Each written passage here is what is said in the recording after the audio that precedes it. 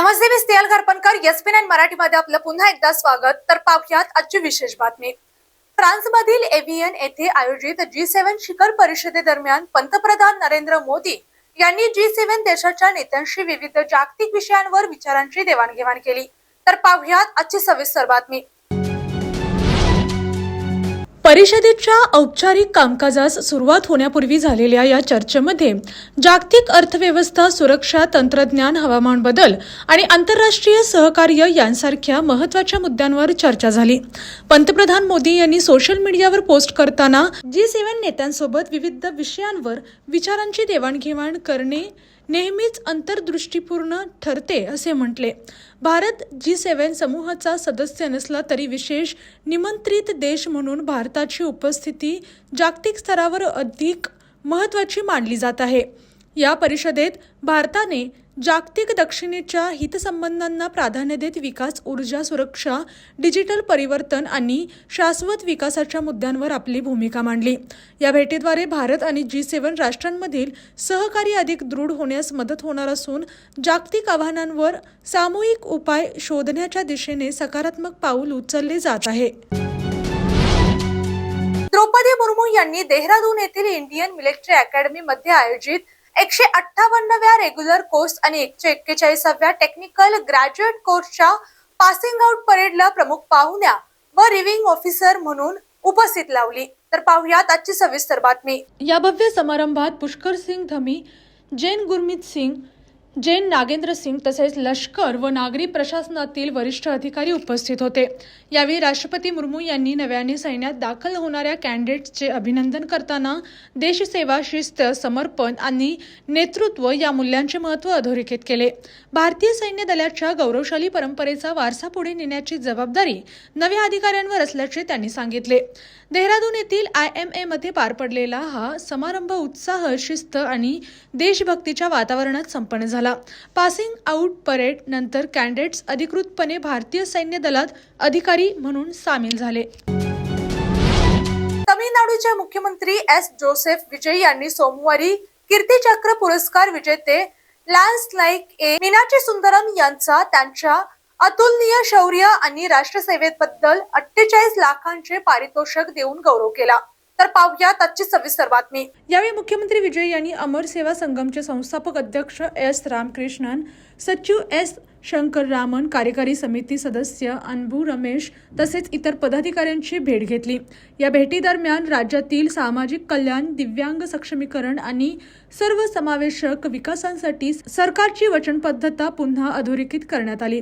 देशसेवेत उल्लेखनीय योगदान देणाऱ्या जवानांचा सन्मान आणि समाज कल्याण संस्थांसोबतचा समन्वय हा तमिळनाडू सरकारच्या जनकल्याणाभिमुख धोरणाचा भाग असल्याचे मुख्यमंत्री विजय यांनी यावेळी नमूद केले.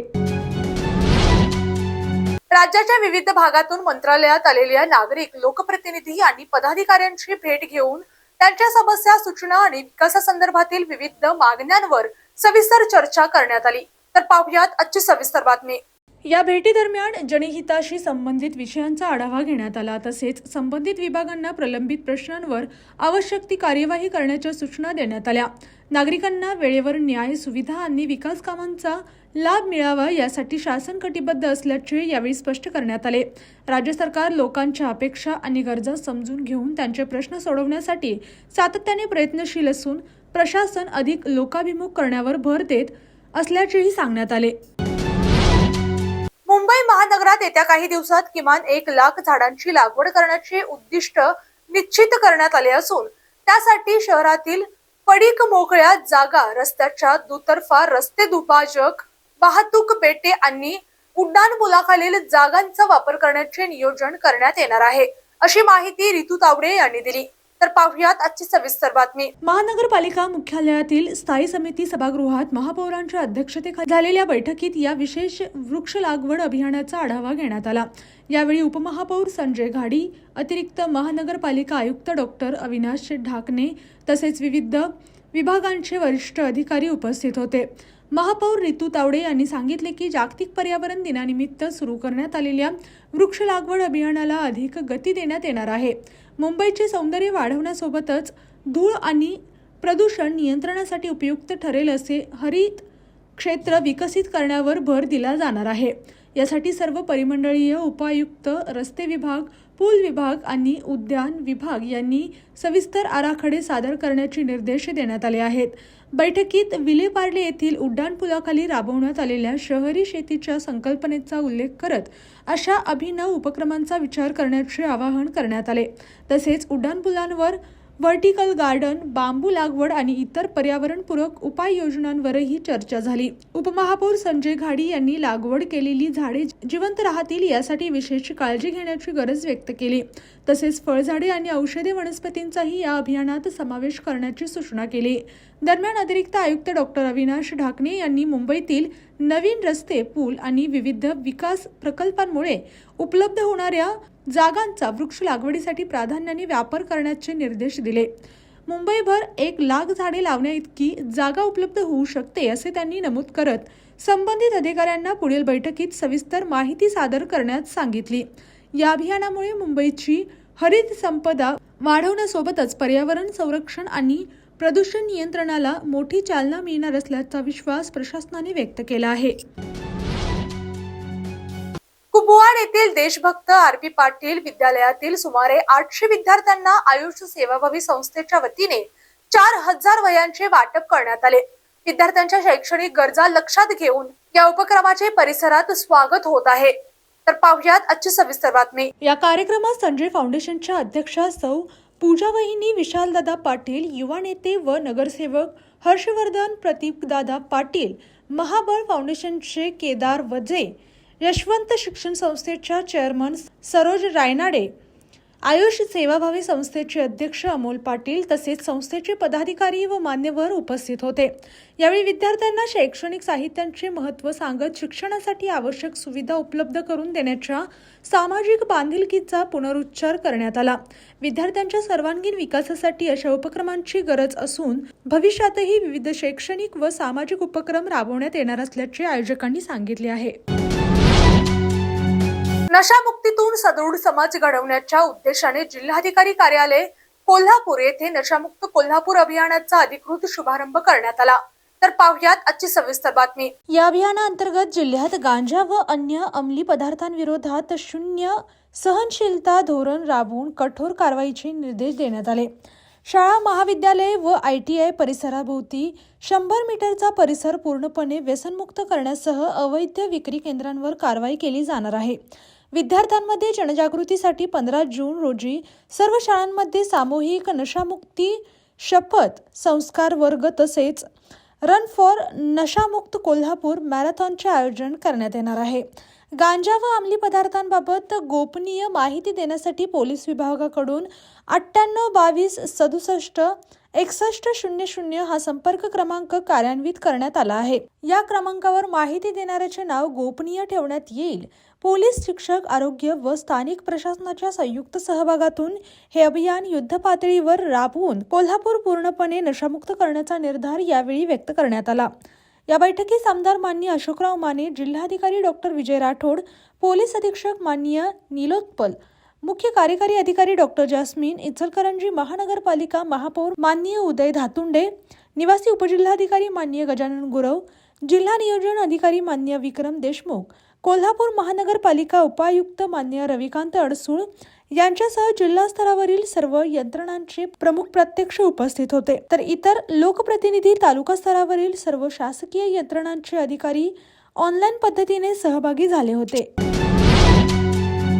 मुख्यमंत्री देवेंद्र फडणवीस यांनी सांगितले की प्रस्तावित मुंबई-पुणे बुलेट ट्रेनमुळे दोन्ही शहरातील प्रवास अवघ्या 48 मिनिटात पूर्ण होईल. तर पाहुयात आजची सविस्तर बातमी. यामुळे मुंबई आणि पुणे एकात्मिक आर्थिक क्षेत्र म्हणून विकसित होऊन राज्याच्या औद्योगिक आणि आर्थिक वाढीस मोठी चालना मिळेल व अत्याधुनिक उत्पादन विस्तार प्रकल्पाच्या उद्घाटन प्रसंगी ते बोलत होते.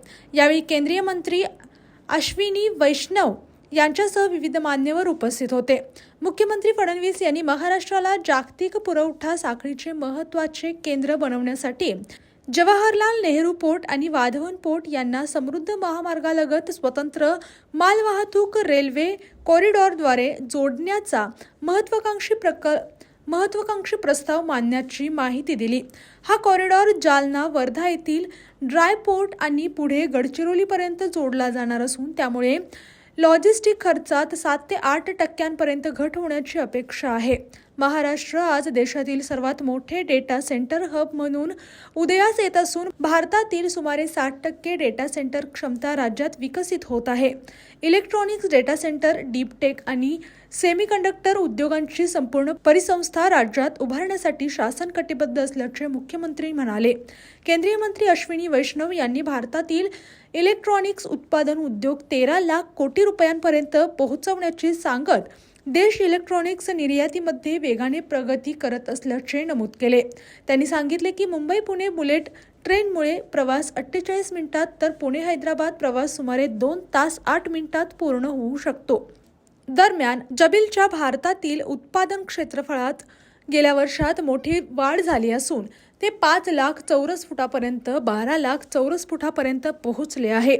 कंपनीतील कर्मचाऱ्यांची संख्या देखील 5,000हून जवळपास 11,000पर्यंत वाढण्याची माहिती कंपनीचे व्यवस्थापकीय संचालक BN शुक्ला यांनी दिली. मुख्यमंत्र्यांनी उद्योग क्षेत्रात आवश्यक सर्व सहकार्य देण्याची ग्वाही देत रांजणगाव परिसरात महावितरणचे स्वतंत्र विभागीय कार्यालय स्थापन करण्याबाबत सकारात्मक निर्णय घेतला जाईल असेही स्पष्ट केले. पुण्यातील सरहद नॅशनल स्कूल आणि विजय फाउंडेशन यांच्या संयुक्त विद्यमाने नव्याने सुरू करण्यात आलेल्या Santsingh Mokha institute of management studies या शैक्षणिक संस्थेचा भव्य उद्घाटन सोहळा मुख्यमंत्री देवेंद्र फडणवीस यांच्या हस्ते संपन्न झाला. तर पाहूया त्याची सविस्तर बातमी. यावेळी विजय फाउंडेशनचे अध्यक्ष संतसिंह मोखा यांच्या सहस्त्रचंद्र दर्शन सोहळ्याचे औचित्य साधून त्यांचा गौरव करण्यात आला. मुख्यमंत्री फडणवीस यांनी मोखा यांना पुढील वाटचालीस शुभेच्छा देत शिक्षण आणि समाजसेवा क्षेत्रातील त्यांच्या योगदानाचा गौरव केला. कार्यक्रमास नगरसेविका वर्षा तापकीर, अरुण राजवाडे, संदीप बेलदरे, बापू चोरगे, गुरु नानक गुरुद्वार ट्रस्टचे दिलबग सिंग बीर, चरणजित सिंह सहानी, सरहद संस्थेचे संजय नहार, डॉक्टर शैलेश पगारिया यांच्यासह विविध क्षेत्रातील मान्यवर उपस्थित होते. या नव्या व्यवस्थापन शिक्षण संस्थेमुळे विद्यार्थ्यांना दर्जेदार शिक्षण व नेतृत्व विकासाच्या संधी उपलब्ध होतील असा विश्वास यावेळी व्यक्त करण्यात आला. अशाच जिल्ह्यातील, राज्यातील व राष्ट्रीय स्तरावरील ताज्या बातम्या पाहण्यासाठी पाहत रहा SP9 मराठी न्यूज चॅनेल. या चॅनेलच्या माध्यमातून विविध क्षेत्रात उल्लेखनीय कार्य करणाऱ्या मान्यवरांच्या प्रेरणादायी मुलाखती तसेच महत्त्वाची माहिती आणि घडामोडी आपल्यापर्यंत पोहोचवल्या जातील. अशा नवीन बातम्या आणि माहिती मिळवण्यासाठी चॅनेलला लाईक करा, शेअर करा आणि हो, सबस्क्राईब करायला विसरू नका. पाहत रहा SP9 Marathi, your time your news. धन्यवाद.